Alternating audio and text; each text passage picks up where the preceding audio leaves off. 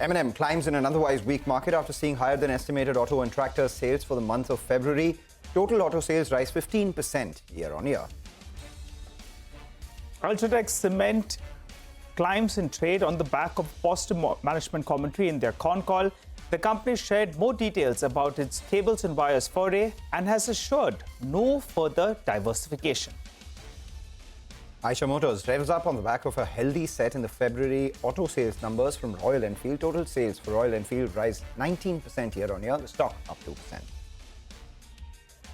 TVS Motor 2 climbs in trade on the back of February auto sales numbers. Sales come in higher than estimates, led by exports. The total sales rise 10% from a year ago, while the international sales climbed 26% on a year-on-year basis. IGI slips 10% following its quarterly results. The company saw 28% volume growth in 2024. Management tells CNBC-TV18 that volume growth in 2025 could be above 20% with 15 to 20% revenue CAGR over 5 years.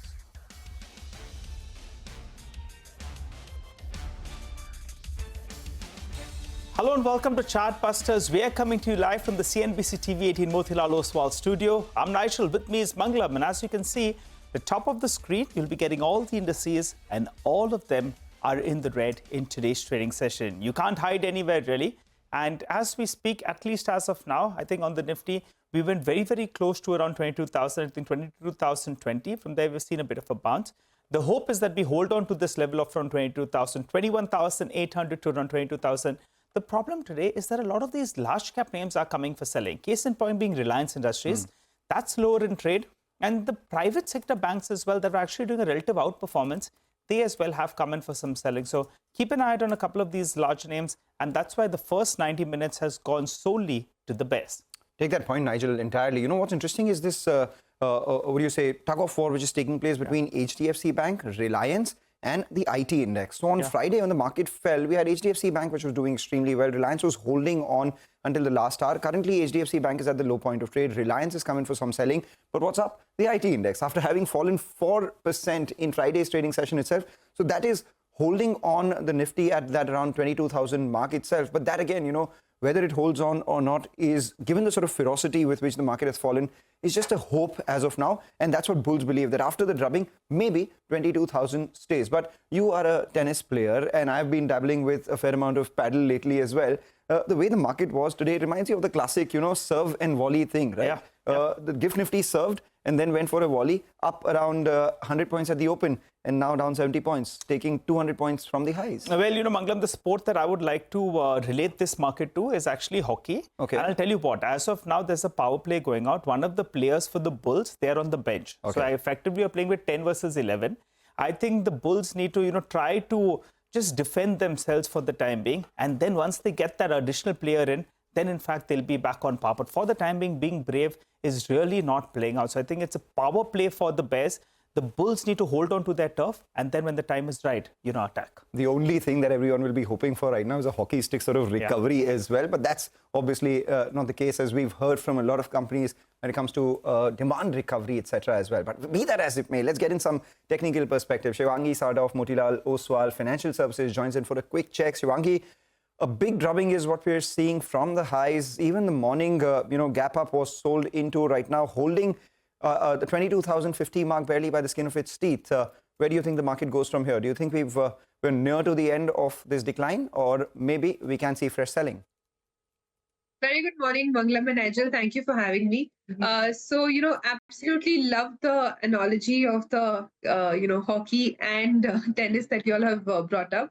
But coming back to the markets, we've seen that selling pressure has intensified. Put call ratio has sharply fell to 0.78 from 0.98. So this fall has been quite steep, so which clearly indicates that call writers have been strengthening their positions.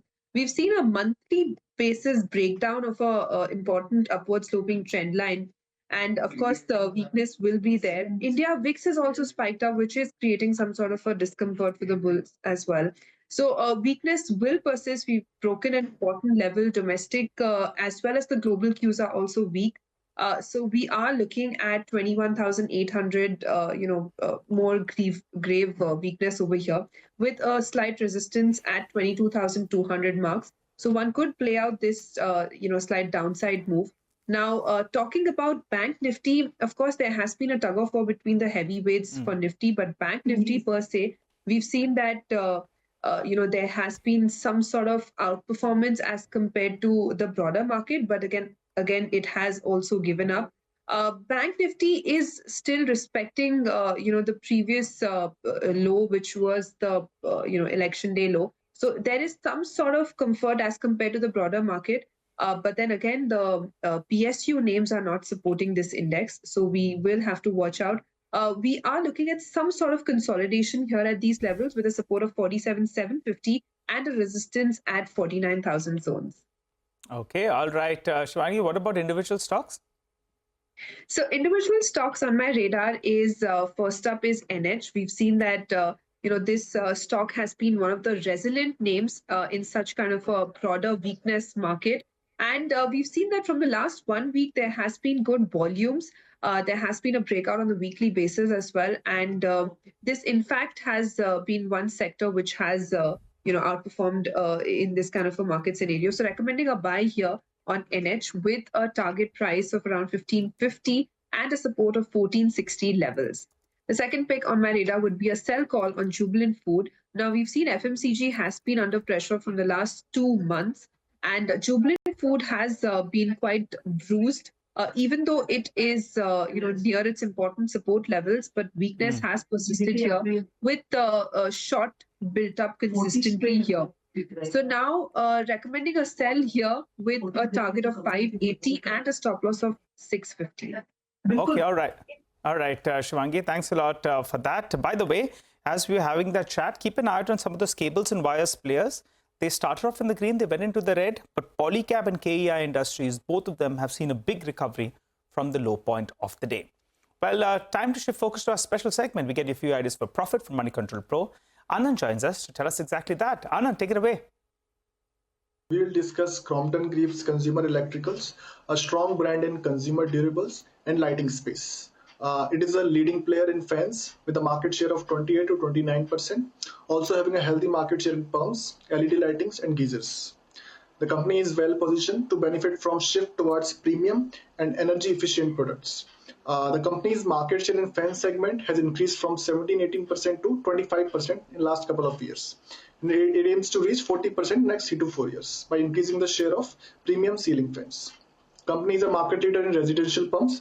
Now its market share in agri pumps has also increased to 8%. The lighting segment has been going through headwinds. Company has discontinued its CFL business and will focus on LED business only. Hence, it will witness higher revenue growth in this segment also. To diversify into kitchen appliances, company has acquired Butterfly Gandhimati Appliances in 2022, which has a strong brand recall in South India. It has experienced subdued performance so far. However, the restructuring of this business, which involved reducing its reliance on e-commerce and lowering institutional sales, is nearing completion. The stock trades at 36 times on FY26 earnings, appears attractive.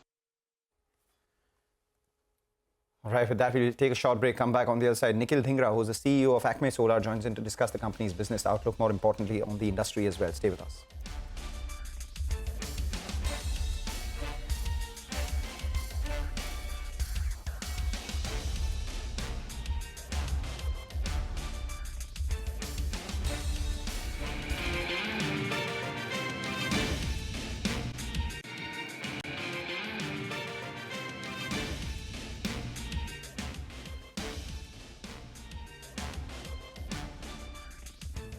Some more stocks come in for selling. The mid-cap index is down about 750 odd points as well. As we speak, you can see some visuals coming in on your screen from the market editor Ramdev Agarwal entering our studio. You know, what you can do is stay tuned to CNBC TV18 for the conversation coming up at 11 itself. He's walking to our offices. You'll see the visuals very, very soon. The Nifty down about 80 points. We have the mid-cap index down about 1.5%. During times like this where there is so much uncertainty, so much volatility, the decline that we've been seeing in the markets itself, a sane voice at 11 is something that would do well for everyone on their portfolio as well. Today at 11 a.m., the Nifty down 15% from the peak. What next for the market? Ramdev Agarwal tells us now. And there you have it. Ramdev Agarwal, he's arrived into our offices. So at 11 itself, You will get to see him and get to hear what he has to say about the way the markets are poised and where they go from here on itself. Those are visuals from the CNBC-TV18 headquarters in Mumbai itself. With that, we will move on. That's Ramdev Agarwal. You get to hear him at 11. Let's talk about a corporate then. Let's get in a corporate conversation. Before that, we have the management of Acme Solar Holdings joining in. Nikhil Dhingra, who's the CEO of the company, joins in to discuss the road ahead for the company. Thanks a lot, Nikhil, for joining in. When we spoke last, this was immediately after your third quarter results. You had spoken about 7 gigawatts capacity by FY28 with revenues, or rather with EBITDA, significantly above 4,000 crores by FY28 itself. Now we have a note that has come in from Nuvama. They believe that your contracted portfolio by 2030 could be 10 gigawatts and your EBITDA, which you said would be substantially above 4,000 crores, they've expected this number to be over 7,000 crores. Could you comment on the same? Do you think 7,000 crores plus EBITDA is a possibility? Yes, it's a definite possibility. Of course, the first step is for us to reach the 7 gigawatts by 2028, which we discussed last time, like you rightly mentioned. And post that, we are, of course, slated to win some more bids, which will take our contracted capacity to 10 gigawatts. Even on the strength of the 7 gigawatts we have in terms of the generation estimates and the tariffs we have. So this is something which is, I think, 7,000 crore by 2030. It will be earlier than that, but yeah, that is definitely possible. Okay, all right. So you're saying 7,000 crores is on 2028, right? FY28. No, so in terms of the exact numbers, is a function of the charging of these capacities. We are targeting to go live with around 7 gigawatts by 2028. So in terms of the revenue and EBITDA, like we said, we don't give any guidance for 2028. But of course, you asked me that if all these assets are live, then of course the 7,000 crores by 2030, which Nuvama is saying is definitely doable. Of course, for the 7 gigawatt exact number, we have not yet communicated. So I'll not be able to do that. But 10 gigawatt, if we are in 2030, 7 gigawatt plus is definitely the number, which I can definitely say. What percent of your portfolio is contracted via PPAs as of now? As of now, the signed PPA, basically we have two stages of contracted PPA. One is where the PPAs is signed, and the second stage is where the LOAs are yet given, the PPAs are yet to be signed. So we are close to around 5.1 odd gigawatts of overall capacity where the PPA is signed, and around 1.89 which is yet to be signed, which we are expecting to be signed in another 3 to 6 months. So that's where, so we are planning our capex also accordingly in phase 1 and phase 2. And that's how we are saying that by calendar year 26 end, we will achieve 5 gigawatts of capacity. And by calendar year 27 end, we will achieve around 7 gigawatt, which is essentially FY28. What are likely the prices at which these PPAs will be signed? Because, I'm looking at the difference between wind, solar, FDRE, hybrid. Solar is the least of them all. So, yes. If you could roughly give us a sense, 2.4 to 3.6 is the broad range that everyone's been looking at. Your current PPAs, which have been signed, what is the average realization for that? And the 1.9, which is likely to happen in the next 3 to 6 months, if you could give us a sense at what likely prices are these going to be signed at? Yes, I'll give you that. So I'll give you the overall portfolio, weighted average portfolio tariff also. So around 2.5 gigawatt, more than 2.5 gigawatt, which is currently operational, has a weighted average tariff of around 3.5. That's the current tariff of the operational assets. Then the assets till 5 gigawatt again has a tariff of around, average tariff of around 3.6. And bulk of the capacity which we are building right now is in a hybrid and FDRE. And even from 5 to 7 gigawatt, the tariff will be in this range, around between 3.5 to 4 rupees. So the bids which are coming, there is no pure solar bid which is expected to be launched. MOP came up with the guidelines recently that there will be no pure solar bid without storage. So there will be a storage element in each of the bids. And you will see that the plain solar will not be there. The tariff for, of course, the solar plus storage is higher than the range you mentioned. So we are expecting, and now that ALCM is also come into being, you will see the tariffs being slightly higher than the 2.44 or 2.6, what you saw before for the plain solar. And I think back of an envelope calculation suggests that from around 60-70 lakh per megawatt, you'll move to more than 1 crore per megawatt in the time to come. And that's how you'll get closer to around that 7,000 crores of total EBITDA. Give us a couple of more details. One positive is your DSO days, which effectively means the time that you receive your payments. That's come down from 230 days to around, I think, around 70-80 days approximately. Can you hold at these levels in terms of DSO days? Point number one. Point number two is, you have a very ambitious plan, sir. But what about your funding? What is the current debt on your books? And at peak, what does it go to? Yes. So first on the DSO days, you're very right. Of course, the government LPS scheme played a huge role in getting us down on the receivable days. For the last 2-3 years, none of our customers have delayed their payment, except for Andhra Pradesh, which had a regulatory issue in terms of the delays. So if you isolate Andhra Pradesh, our receivable days are actually very, very lower than even 60 days. Because the central counterparties like SECI and others are basically taking cash discount and paying in less than the required period. So we are actually working capital is on the very lower side. And it is expected to be like that because our contracted capacity, which is beyond the current operational capacity, is all with the central counterparties where we are actually getting in less than 60 days, which is the required payment period. So you will see that these DSO days will improve as we operationalize more capacity from the current number, which is anyway a good number. In terms of the capex plans and the financing, like we mentioned in our quarterly presentation, 16,000-17,000 crores of debt for the capex, which we need to do in calendar year 26. And of course, we raised money through IPO. We did a 2,900 crore fundraise, out of which 2,400 crores was primary. So, and of course, we had a lot of accruals prior to that. In terms, so that is good enough for whatever we need to do in the phase 1 and phase 2. Phase 1 capex is around 17,000 crores, which is, like I said, will be funded 75-25 debt equity, which we have currently in terms of the complete arrangement is there. And all of these are PPA signed, so there is nothing stopping us from doing the capex and getting these assets online in the requisite timeline. And all of these are long-term contracted PPAs with long-term debt. All right, we take that point. Thank you so much, Nikhil, for joining in and giving us the outlook on your business. 7 gigawatts is the first target. Thereafter, 10 gigawatts, 7,000 crore EBITDA by 2030 is a possibility, perhaps before that as well, with reducing DSO days. And, at the same time, you are looking at weighted average tariff to be in the 3.5 to 4 range once the solar storage plus, the power itself comes in for the PPAs that you're expecting over the next 3 to 6 months for 1.9 gigawatts. Paucity of time, we'll leave our conversation here right now. But as we slip into a short break, just look at the visuals once again on your screen. It's getting closer to that 11 a.m. mark. Okay, it's getting closer to the 11 a.m. mark. We are, looking at the visuals coming in from Ramdev Agarwal, who's currently in our offices. The market editor, Nifty is down 15% from the peak.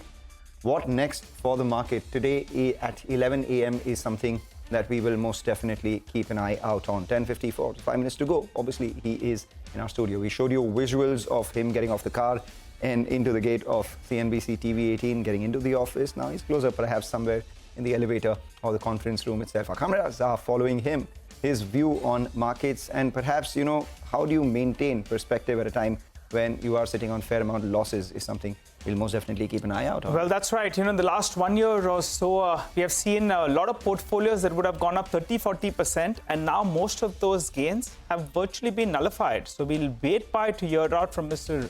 Agarwal himself. His view, he would have seen many such instances when the markets have been a little bit jittery. Now the chorus is the most market participants, they are very nervous. So at times, this throws up an opportune time to get in there. So we'll have the big man himself in a few minutes from now, but that's him approaching the studios as we speak.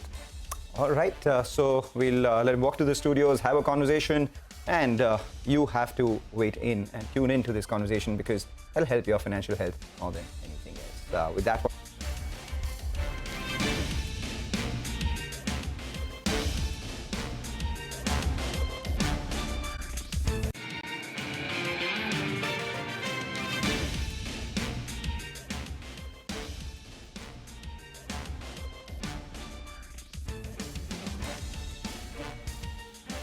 All right, with that, just keep an eye out on the markets itself. There is some flash at the bottom of your screen coming in from Bloomberg saying that Ola Electric has set to cut more than 1,000 jobs to stem losses.